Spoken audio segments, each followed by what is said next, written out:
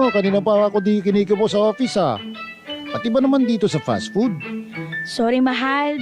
Busy lang talaga ako sa opisina kanina. Halata nga. Nitingin nga, di mo nagawa nung tinawag kita kanina para ihatid yung niluto kong lunch mo. Sorry ulit, pero inubos ko naman yung luto mo.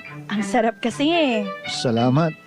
Paano dami magiging masarap yun eh? Ikaw kaya lagi kong iniisip kapag nagluluto. Nako, yan ka na naman eh. Binubola mo na naman ako. Hindi kaya.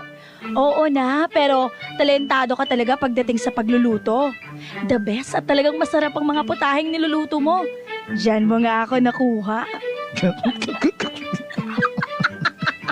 Ganun ba? Akala ko pa naman dahil sa kagwapuhan ko. Sige na nga, kasama na yun. Grabe ha.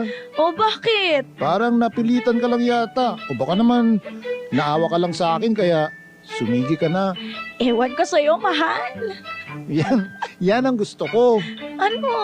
Kapag tumatawa ka, maganda ka na, pero lalo ka pang gumaganda. Ay, pwede bang sexy, Ren? Oo. Charot. Kahit kulang ang ngipin mo, maganda ka. Barangay LS 89.3 Forever